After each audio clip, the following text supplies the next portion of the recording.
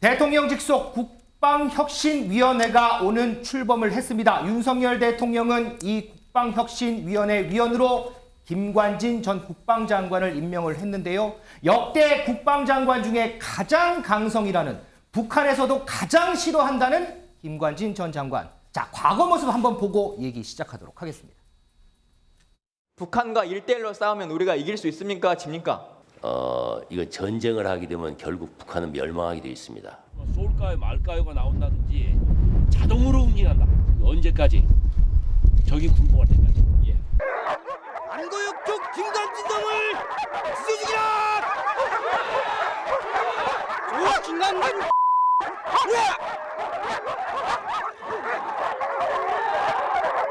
이 김관진 역대 괴력 호전광들 가운데에서도 가장 극악한 이 반공화국 대결 광신자, 전쟁 미치광이라고 해야 하지 않겠습니까? 그렇습니다. 임재 변호사, 이제 북한에서 김관진 전 장관 예전에 했던 반응들 봤는데 네. 김관진 전 장관 하면은 선조치 후보고 이게 가장 유명한 것 같아요. 그 외에도 어록들 참 많잖아요. 김관진 전 장관 하면 사실 어록 부자입니다. 굉장히 유명한 어록들 많이 남겼는데요. 말씀해 주신 것처럼 쏠까요 말까요 묻지 말고 선조치 후보고 하라, 많이 알려진 말이죠. 또 적이 항복할 때까지 수십 배로 보복 응징하라, 이런 말도 남겼었고요. 또 북한을 향해서는 북한은 미래가 없고 전망도 없는 불리한 국가다, 이런 강성적인 발언 쏟아내면서 사실 북한 내에서 가장 싫어하는 남한 인사 중에 하나로 꼽히고 있는 실정입니다. 자, 이현정 의원님. 네. 그런데 이제 시점이 좀 묘한 게 네. 윤석열 대통령이 그제 국무장관에서 정부 기조하고 맞지 않으면 과감하게 인사 조치해라 이런 얘기 했잖아요. 그러고서 산업부 2차관 교체가 되고 김관진 전 장관이 대통령 직속 위원회에 임명이 되고, 이게 좀 연관성이 좀 있나요? 전반적으로 지금 국정의 어떤 개혁 과제들이 속도가 나지 않는다는 부분들은 아마 대통령이 굉장히 큰 문제로 느끼고 있는 것 같습니다.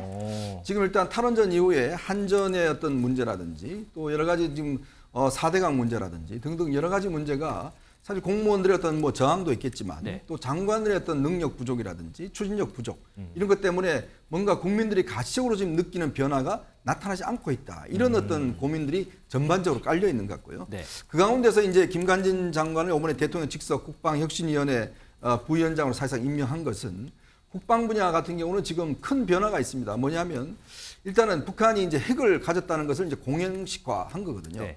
즉 그동안 재래식 위주의 어떤 시스템에서 이제는 핵 중심의 시스템으로 우리 국방이 바뀌어야 되는 시점이고, 네. 둘째는 군 자원이 지금 급격히 줄어들고 있습니다. 그렇죠. 군인 그 출산율이 늦춰지면서 실제로 군 자원이 지금 많이 없어진다는 거거든요. 그럼에도 불구하고 지금 우리 군 자체는 굉장히 요즘 초급 장교들 같은 경우에 뭐 근무를 꺼려한다든지 등등 여러 가지, 또 이 젊은이들이 이제 군에 가서 있는 것 자체에 대해서 거부감을 느낀다든지 등 여러 가지 문제가 있는 거거든요. 네. 그러니까 군의 어떤 시스템, 군 시스템을 바꿔주는 거 하고 군 무기의 어떤 첨단화 이런 걸 하고 이런 과제들이 이제 있는데, 기존에 있는 국방부나 이런 것만으로는 이걸 도저히 하기 어렵다라는 측면에서 지금 별도의 대통령 직속의 위원회를 두고, 네. 그러니까 상징적인 의미 있는 것 같아요. 김관진 전 장관을 이제 임명한 것은 북한이 가장 싫어하는 인물을 가장 전면에 내세운 거거든요. 즉 이번 국방개혁의 기본적인 타켓이 어딘지를 분명히 해주는 효과가 있는 거죠. 이제 그러면서 이제 대통령이 직접 군개혁은 챙기겠다라는 의미가 있는 것이고, 그만큼 아마 이제 의지를 강조한 것이다. 저는 그렇게 보고 있습니다.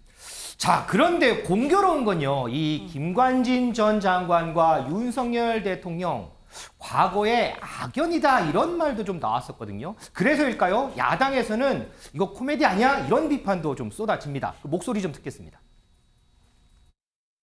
참 웃긴 일인데요. 예. 김관진 전 장관은 윤석열 대통령이 서울중앙지검장 시절에 구속시켰던 그때 분이세요. 댓글 공작 관련해서 예. 자신이 구속시켰던 사람을 이제 와서 같은 분야에 혁신위원으로 쓴다는 게 저는 말이 안 된다고 생각하고, 사람이 그렇게 없냐라는 말씀 드리고 싶고, 심지어 김관진 전 장관은 1심, 2심 대법원 모두 유죄 판결을 받았어요. 정치 관여에 대한 부분들은.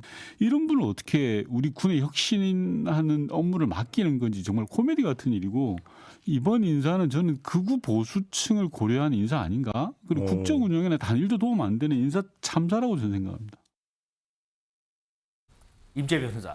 서울중앙지검장 시절에도 그랬고, 그 이전에 평검사 시절에 윤 대통령이 한번 좌천당했었잖아요. 이것도 김관진 전 장관하고 하고 좀 일이 좀 얽혀 있지 않았어요? 네, 그러다 보니 두 사람의 관계를 악연이냐 인연이냐 이런 말이 나오고 있는 것 같습니다. 2013년도로 거슬러 올라가면요, 윤석열 대통령이 당시 박근혜 정부 당시에 이제 국정원 댓글 조작 사건의 수사팀장을 맡았습니다.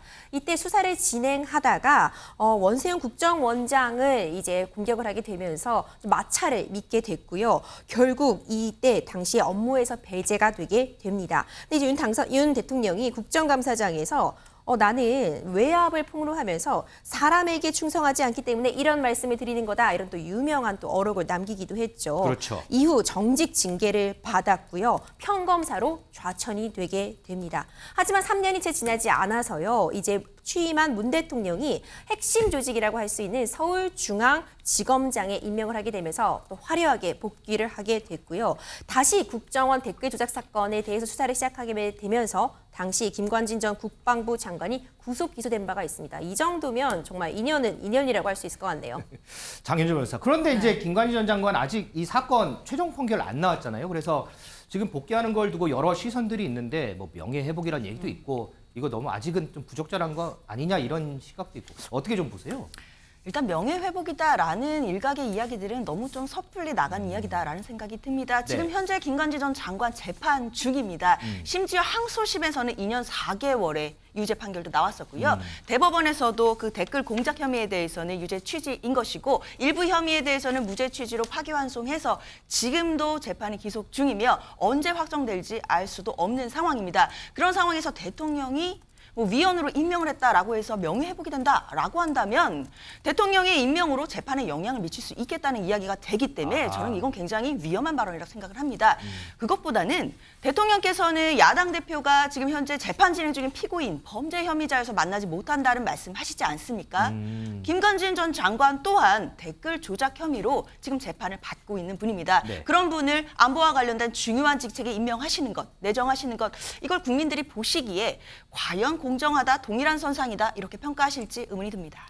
이현정 의원님. 그럼 뭐 이런 비판이 있음에도 불구하고 어쨌든 대통령 직속위원회 위원으로 임명을 했어요. 자, 그러면 김관진 전 장관 앞으로 좀 어떤 역할을 좀 하게 될까요? 그러니까 이제 이 좀 분리해서 보는 것 같습니다. 그러니까 댓글 사건과 김관진 장관이 가지고 있는 어떤 국방 분야에 대한 전문성. 왜냐하면 이제 김관진 장관은 역대 정부에서 계속 중용돼 왔던 국방 분야의 뭐 최고의 전문가지 않습니까? 네. 그리고 또 어떤 결기를 그동안 많이 보여줘 왔죠. 노무현 정부 때부터 시작해서 합참의장부터 시작해서 쭉 국방부 장관이라든지 요직을 다 거쳤어요. 그렇죠. 그만큼 국방 분야에 대한 어떤 나름대로의 철학과 어떤 관점이 명확히 서 있다는 어떤 측면이 있는 것이고 또 이 국방 분야에 종사하는 분들 중에서 어떤 김관진 장관에 대한 리더십이 굉장히 좀 있거든요. 이제 그런 측면들을 아마 이제 고려한 거지 않을까 싶습니다. 물론 이제 지금 재판이 진행 중에 파기환송심이 이제 진행 중에 있는데 아마 그 결과에 따라서 어떤 뭐 실형이 난다든지 하게 되면 사실 민간인 활동을 할 수가 없게 될 수도 있을 것 같습니다. 정부기관이니까. 그런 부분들은 뭐 나중에 이제 하더라도 지금 대통령이 보는 것은 일단 이걸 떠나서 국방 분야의 어떤 핵심적인 사안들에 대한 변화 이거를 일으키겠는 김관진 장관이 적합한 것 아닌가라고 일단 보는 것 같습니다. 알겠습니다. 자, 김관진 전 장관까지 살펴봤고요.